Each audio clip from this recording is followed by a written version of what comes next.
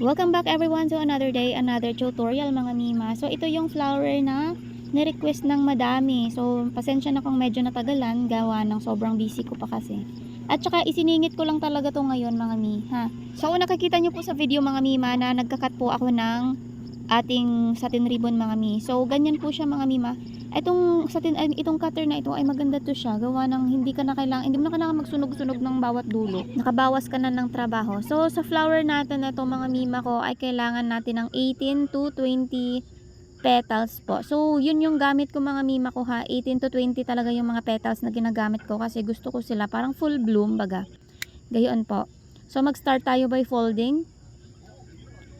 Basic folds lang naman to mga mi, katulad lang ng mga pinakaano natin dati, katulad ng hair clips at mga kung ano-ano natin.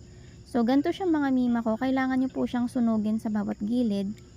Ayan po, para hindi siya kumalas. So hindi siya, pwede naman sigurong i-glue, pero sa akin sunog para mas mabilis na siya. Ayan siya mga mi, ganyan po ha. And then sa kabila din po, lagyan nyo po siya ng space sa gitna.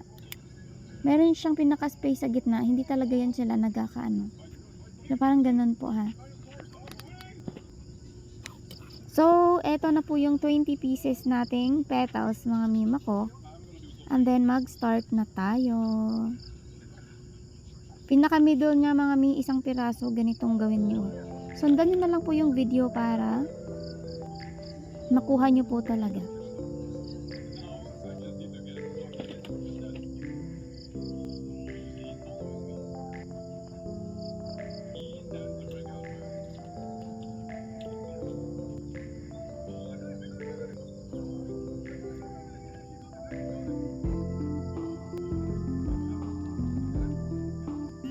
So next naman natin mga mima ay ang ating second petals po mga mi. So ang ating second petals po ay nakalagay po siya kasalungat po nung kanyang ano ha.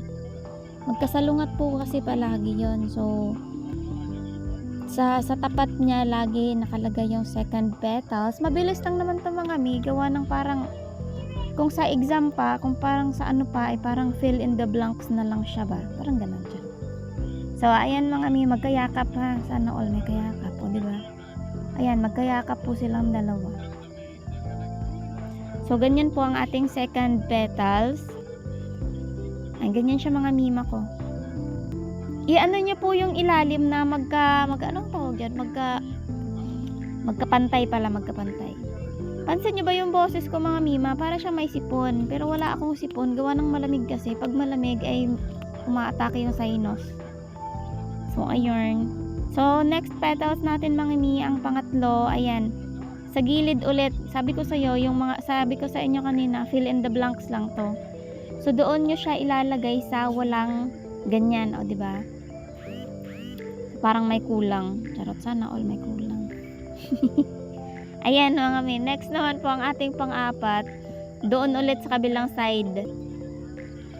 Ayan. Panoorin nyo po yung full video neto ha.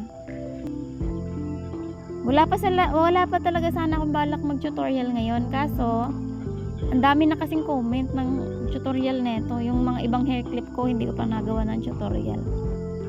Sunday na kasi bukas. So, parang Monday pa ako nito. Parang Monday pa ako makakaano. So, ayan siya mga mi. Next naman ay ang ating pang-apat. Pang-apat pa ba to? Oo nga, pang-apat pa. Tingnan nyo.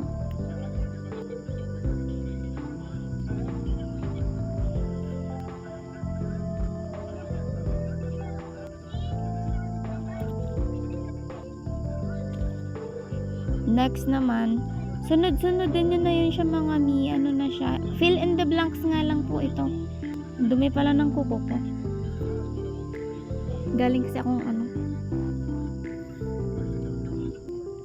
So, ayan siya mga mima.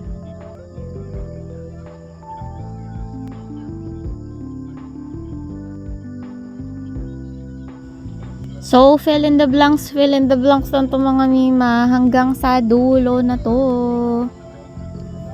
I-ano nyo mga miha, baka kasi may mga hindi po pantay-pantay. Tingnan nyo din po kung alin dyan yung parang may kulang. Wag lang po kayo basta lagay ng lagay. Kasi yung sa likod po ay dapat pantay. Parang hindi ba? Dapat nga pantay yung ano niya.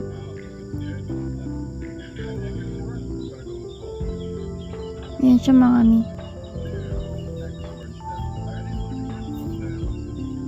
So, ganyan siya mga mima ko. Hanggang sa dulo na po ito ha.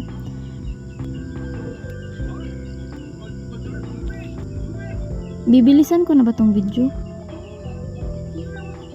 Bilisan ko na lang kaya. So, ganyan. Minakita nyo yung pagdikit ko ng glue. Dinikit ko muna siya sa parang kasunod na petals bago ko inano sa pinakaibaba. Para siya medyo mag-stick naman together. Parang hindi sila magkalayo-layo pa. Ayan o. O, diba? Dinidikit ko siya sa ayan po ginagawa ko.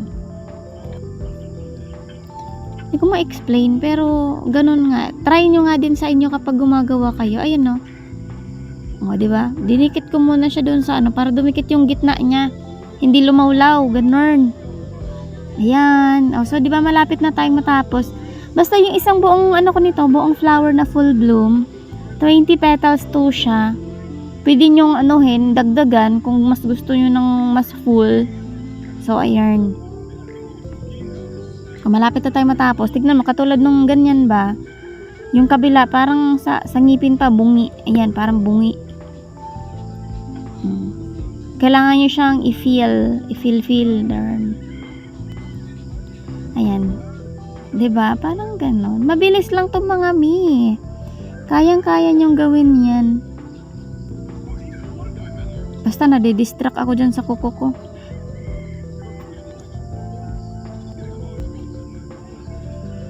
Ayan pa, may stick glue pa yun. Iba, ito ano ba yan? Yaman na.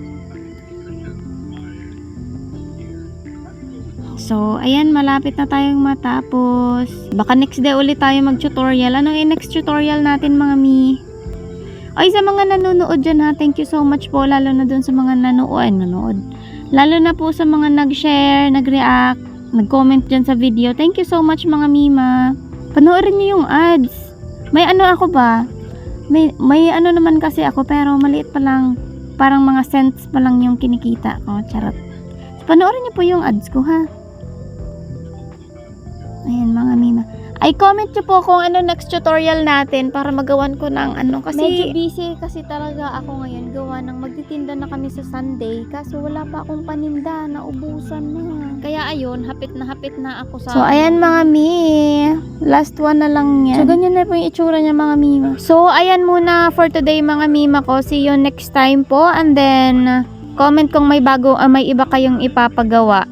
Gagawa natin ng tutorial kapag hindi po ako busy. God bless everyone. Bye!